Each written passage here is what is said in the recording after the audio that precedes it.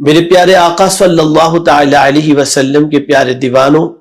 ماہ رمضان المبارک اپنی پوری جلوہ سامانیوں کے ساتھ عنقریب سایہ فگن ہونے والا ہے۔ اللہ ہم سب کو ماہ رمضان المبارک نصیب فرمائے۔ اللہم بارک لنا فی رجب و شعبان و بلغنا رمضان۔ ماہ رمضان المبارک میں بہت ساری چیزیں، بہت سارے اوراد و وظائف لوگ کرتے ہیں اور کرنا چاہیے۔ کچھ لوگ غفلت کے شکار ہو کر کھا پی کر راتوں کو مستی میں ضائع بھی کرتے ہوئے نظر آتے ہیں۔ آقا کریم رؤوف الرحیم علیہ التحیۃ والتسلیم کی شان میں آپ کو بتاؤں کہ رسول رحمت صلی اللہ تعالی علیہ وسلم اپنی زبان سے کچھ نہیں فرماتے، ان ہوا الا وحی یوحا، جو میرا رب فرماتا ہے وہی وہ فرماتے ہیں۔ آقا کریم صلی اللہ تعالی علیہ وسلم نے ماہ رمضان المبارک شریف کے اندر 4 چیزوں کی کثرت کا حکم دیا اور ارشاد فرمایا رسول اعظم صلی اللہ تعالی علیہ وسلم نے کہ اس ماہ میں 4 کاموں کی کثرت کرو، ان میں سے 2 کام ایسے ہیں کہ ان کے ذریعے تم اپنے پروردگار کو راضی کرو گے۔ اللہ اکبر، اللہ کو راضی کرنے کے لیے۔ اور اسی کے ساتھ ساتھ اور 2 کام ایسے ہیں جن سے تم بے نیاز نہیں ہو سکتے ہو۔ اب وہ 4 کام کون سے ہیں؟ تو آقا کریم صلی اللہ علیہ وسلم نے ارشاد فرمایا وہ 2 کام جن کے ذریعے خدائے رب پاک کی خوشنودی حاصل ہوگی وہ یہ ہیں، لا الہ الا اللہ کا ورد کرنا، یعنی پورے کلمہ طیبہ کا ورد کرنا، اور اسی کے ساتھ ساتھ اللہ رب العزت جل جلالہ کی بارگاہ کے اندر مغفرت طلب کرتے رہنا۔ یہ 2 وہ کام ہیں کہ جب کوئی بندہ مومن ماہ رمضان المبارک میں یہ 2 کام کرتا ہے تو اللہ رب العزت جل جلالہ اس سے راضی ہو جاتا ہے۔ اور وہ 2 چیزیں جن سے تم بے نیاز نہیں ہو سکتے، وہ کیا چیز ہیں؟ تو آقا کریم صلی اللہ علیہ وسلم نے فرمایا جنت کا سوال کرنا اور دوزخ سے پناہ مانگنا۔ یہاں میں آپ کو بتا دوں کہ ہمیں ماہ رمضان المبارک میں ان 4 چیزوں کی کثرت رسول رحمت صلی اللہ علیہ وسلم کے فرمان کے مطابق کرنی چاہیے، یعنی کلمہ طیبہ کی کثرت، استغفار کی کثرت۔ ان 2 چیزوں سے اللہ راضی ہوتا ہے، اور اسی کے ساتھ ساتھ ہر مومن مسلمان کی تمنا ہوتی ہے اللہ انہیں جنت عطا فرمائے اور جہنم سے بچائے۔ ان 2 چیزوں سے بھی بندہ بے نیاز نہیں ہو سکتا، تو ماہ رمضان المبارک میں جنت کا سوال کثرت سے کریں اور دوزخ سے پناہ مانگنے کی کوشش کریں۔ میرے پیارے آقا صلی اللہ علیہ وسلم کے پیارے دیوانوں، اب آج میں آپ کو صرف کلمہ طیبہ کی فضیلت مختصراً بتا دوں تاکہ آپ محسوس کر سکیں کہ جس عمل کے لیے اللہ کے رسول صلی اللہ علیہ وسلم نے ارشاد فرمایا وہ عمل کتنا عظیم ہے۔ یہ بخاری شریف کی حدیث ہے۔ آقا کریم صلی اللہ تعالی علیہ وسلم کے حوالے سے حضرت ابو ہریرہ رضی اللہ تعالیٰ عنہ سے روایت ہے کہ انہوں نے عرض کیا یا رسول اللہ صلی اللہ علیہ وسلم، قیامت کے روز آپ کی شفاعت کا سب سے زیادہ مستحق کون ہوگا؟ تو اللہ کے رسول صلی اللہ علیہ وسلم نے فرمایا ابو ہریرہ، میرا گمان یہی تھا کہ اس بارے میں تم سے پہلے مجھ سے نہ کوئی پوچھے گا، کیونکہ میں دیکھتا ہوں کہ تم حدیث پر بہت حریص ہو۔ سب سے زیادہ احادیث اگر مروی ہے تو حضرت ابو ہریرہ رضی اللہ تعالیٰ عنہ سے، اور یہ حدیث مبارکہ جو بخاری شریف کی ہے اس میں حضور صلی اللہ علیہ وسلم نے حضرت ابو ہریرہ رضی اللہ تعالیٰ عنہ کو حدیث کے سلسلے میں حریص فرمایا۔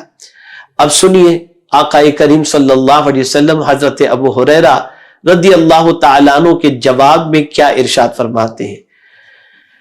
رسول رحمت صلی اللہ علیہ وسلم نے فرمایا قیامت کے روز میری شفاعت حاصل کرنے میں سب سے زیادہ خوش نصیب شخص وہ ہوگا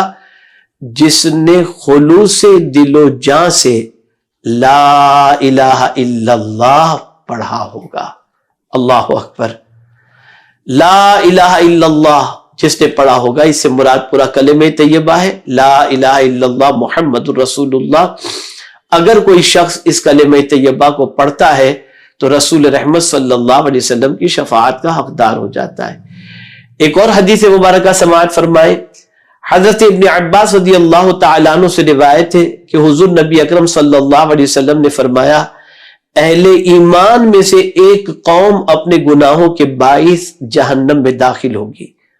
تو مشرکین ان سے کہیں گے تمہیں تمہارے ایمان نے کوئی فائدہ نہیں دیا کہ ہمیں اور تمہیں ایک ہی جگہ عذاب دیا جا رہا ہے۔ اللہ رب العزت جل جلالہ غضب فرمائے گا اور داروغ جہنم مالک کو حکم دے گا کہ دوزخ میں ایسے شخص کو نہ چھوڑے جس نے لا الہ الا اللہ کہا ہو۔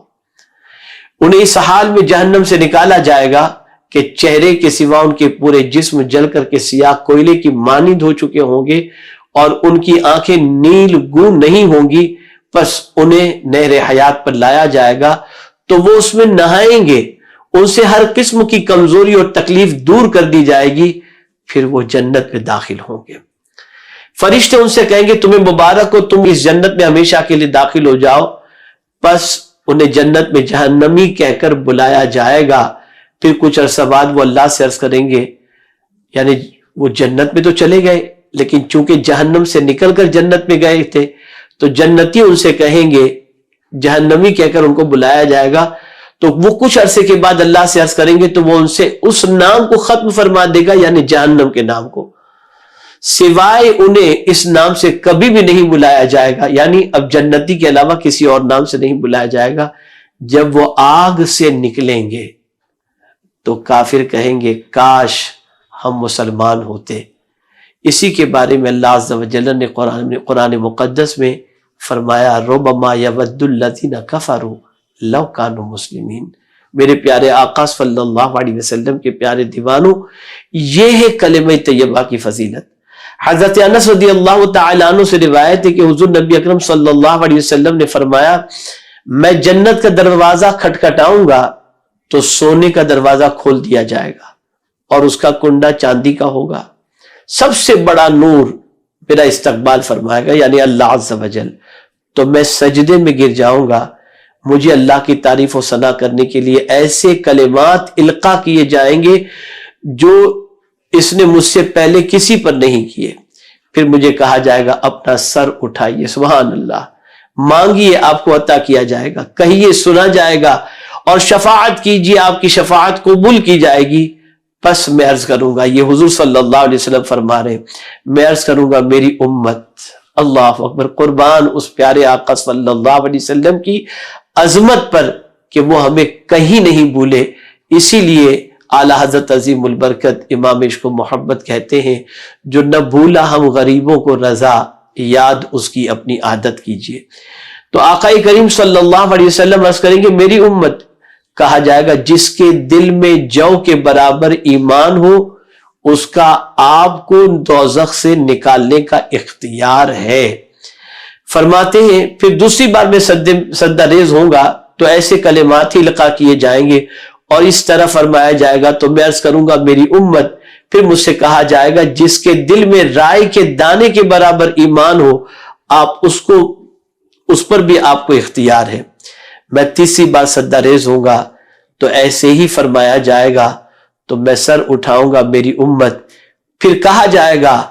آپ کو اس پر بھی اختیار ہے جس نے اخلاص کے ساتھ لا الہ الا اللہ کہا ہے، یعنی اگر کسی نے ایک بار کلمہ طیبہ پڑھا ہے تو میرے محبوب آپ کو اختیار ہے کہ آپ اس کو جہنم سے نکال کر جنت میں داخل فرما دیں۔